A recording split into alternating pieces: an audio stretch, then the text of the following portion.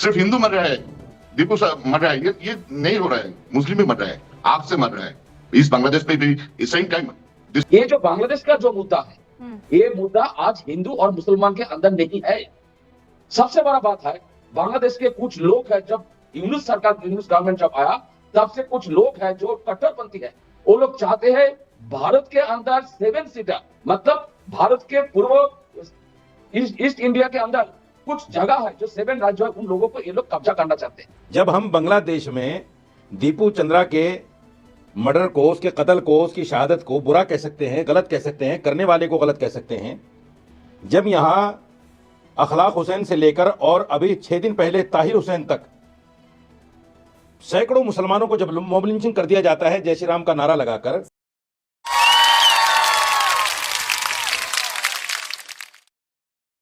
राम राम सभी को स्वागत है आपका एक और न्यू डिबेट में। आप देख रहे हैं द डिबेट क्लास। आज हम एक गंभीर सवाल उठा रहे हैं। बांग्लादेश में अल्पसंख्यक हिंदू समुदाय की सुरक्षा को लेकर जो चिंताएं सामने आ रही हैं, उसकी सच्चाई क्या है? क्या ये केवल अफवाहें हैं या वाकई में एक मानवाधिकार का मुद्दा बन चुका है? दुनिया अब कब तक चुप रहेगी और ज़मीनी सच्चाई सबके सामने कब आएगी? अपनी राय कमेंट में ज़रूर बताइए। वीडियो को लाइक और चैनल को सब्सक्राइब करना ना भूलें। चलिए वीडियो शुरू करते हैं।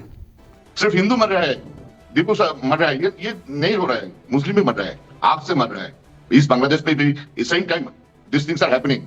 आज भी एनसीपी जो जुलाई 26 का जो स्टूडेंट्स था, उनकी जो पॉलिटिकल अलायंस फॉर्म किया, एनसीपी का एक लीडर को सर पे सर पे गोली करके खुलना पे मारा गया। So thing is that law and order situation in Bangladesh is going down. नहीं, Not about religion. I understand. Mazharul साहब, आपके भी कुछ किसी तरह की जिसे कहते हैं ना कि दायरा होगा, आप उस दायरा को तोड़ना नहीं चाहेंगे। I understand this. आप कह रहे हैं कि इसमें not about दायरा. This is the fact. साहब, आप ये कह रहे हैं कि being a journalist, I can't be biased to any absolutely religious okay. issues that happen. No, I'm saying I can understand. ठीक है, हो सकता है कि आप ये कह रहे हैं कि इसमें किसी तरह का कोई religious bias नहीं हो सकता है, या हमें ढूंढना वो तो हम बोले कि नहीं ढूंढना चाहिए। अब I'm just trying to understand one thing, sir. ये लोग कौन है? ये जो मजहबी नारे लगा रहे हैं, जब हम यहाँ से वो तस्वीर देख रहे हैं तो हमें तो एक ही मजहबी नारा सुनाई दे रहा है ना। हमें तो जीसस क्राइस्ट के नारे नहीं सुनाई दे रहे हैं, हमें जय माता दी नहीं सुनाई दे रहा है, हमको हालेलुया नहीं सुनाई दे रहा है, वाहे गुरु दा खालसा वाहे गुरु दी फतेह नहीं सुनाई दे रहा है। हमें एक ही चीज सुनाई दे रही है। Is it not true? Tell me the fact. Is it not true, sir? Truth is that to draw the international attention, including India, this नारे इधर बांग्लादेश है, so जितने आदमी मारा जा रहा है इस ह्यूमैनिटी के डे से, I am sorry for to say, being a Bengali and national of Bangladesh, I am sorry to the whole world that ये सब इस देश में हो रहा है। This is not expected.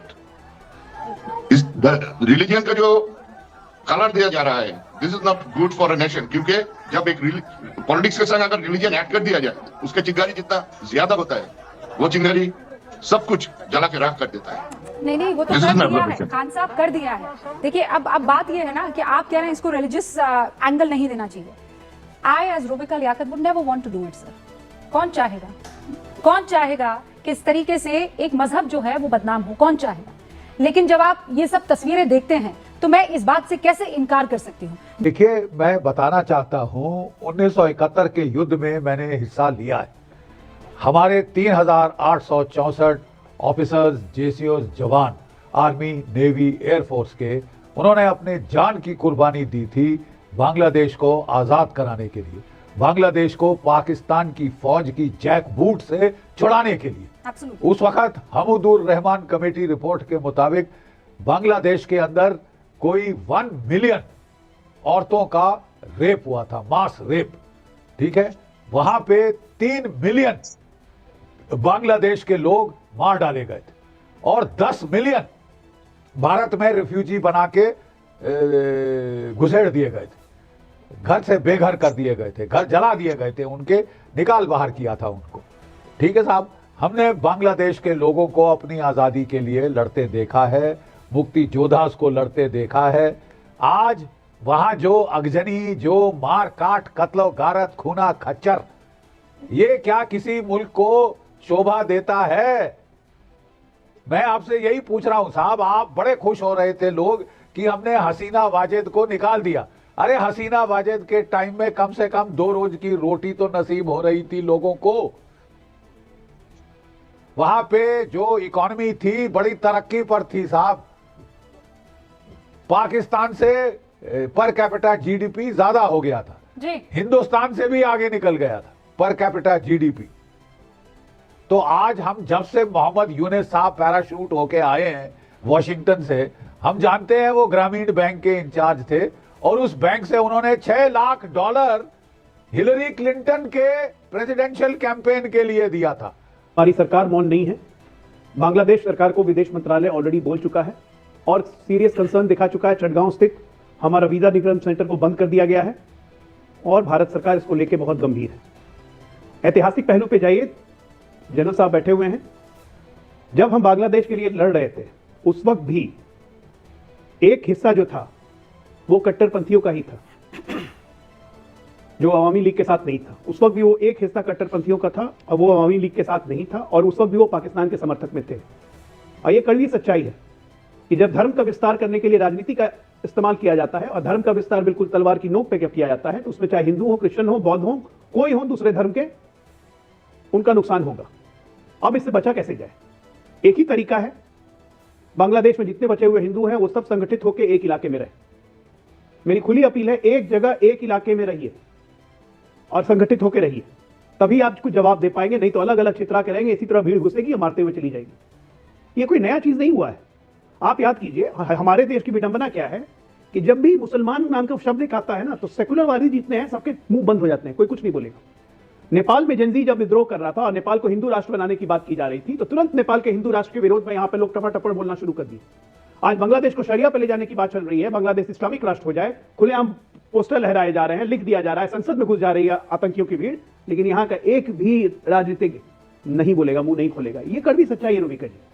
एक भारतीय जनता पार्टी बोलेगी, मोहन भागवत जी ने बोला, आरएसएस बोलेगा, ये लोग बोलेंगे, बाकी कोई नहीं बोलेगा। ममता बनर्जी तो बगल में है ना, बॉर्डर लगा हुआ इतना बड़ा, हिंदुओं का दर्द नहीं हो रहा है उनको, कांग्रेस को हिंदुओं का दर्द नहीं हो रहा है। बादल जी भी हमारे साथ हैं यहाँ पर, वो फिलिस्तीन का तो इतना दर्द है, फिलिस्तीन का तो इतना दर्द है, फिलिस्तीन का इतना दर्द है कि संसद में बैग लेके पहुंच जाते हैं। दीदी पहले सुन लीजिए, ये जो बांग्लादेश का जो मुद्दा है, ये मुद्दा आज हिंदू और मुसलमान के अंदर नहीं है।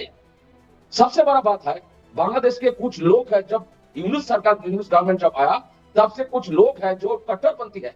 वो लोग चाहते हैं भारत के अंदर 7 सीटर, मतलब भारत के पूर्व ईस्ट इंडिया के अंदर कुछ जगह है जो 7 राज्य है, उन लोगों को ये लोग कब्जा करना चाहते हैं।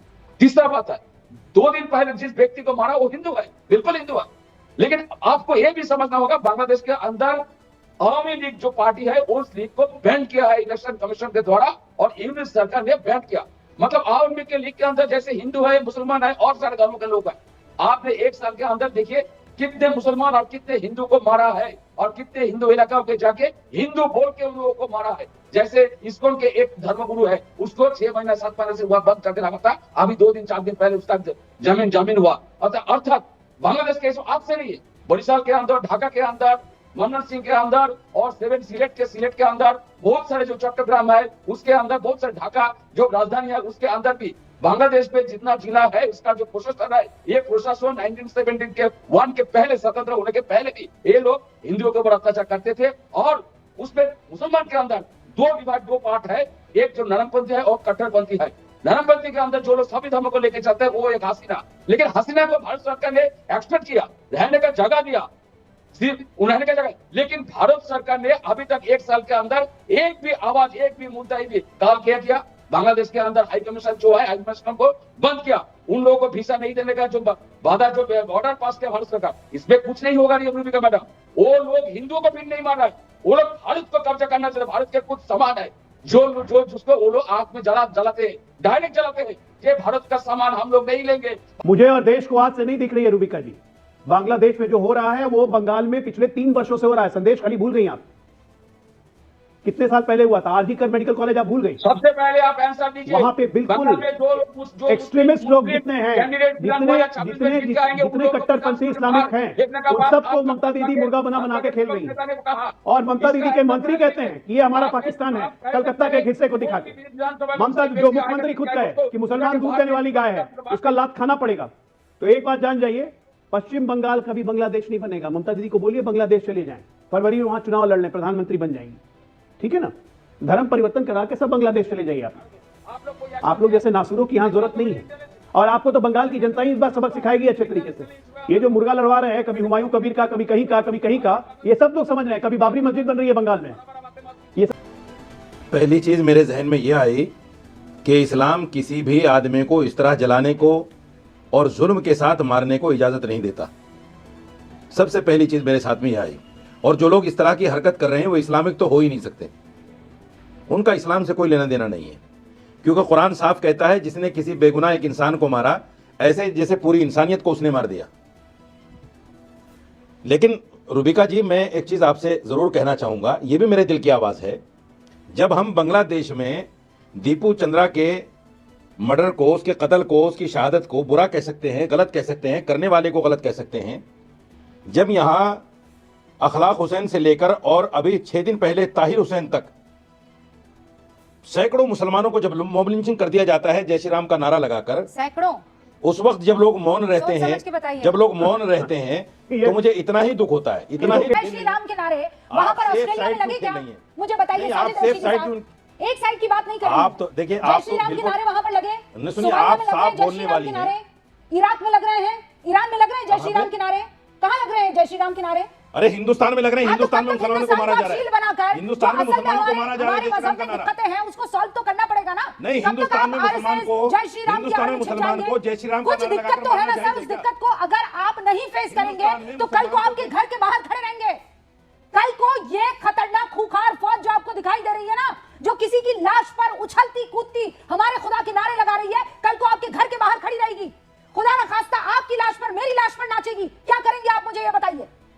बोलिए, आज उठिए, मत छुपिए किसी और लिंचिंग के पीछे। इस बहस का मकसद किसी धर्म के खिलाफ नहीं बल्कि सच और इंसाफ को सामने लाना है। आप क्या सोचते हैं? अपनी राय कमेंट बॉक्स में ज़रूर बताएं। वीडियो पसंद आए तो लाइक और शेयर करें। द डिबेट क्लास को सब्सक्राइब करना ना भूलिए। तब तक के लिए जय हिंद, जय श्री राम।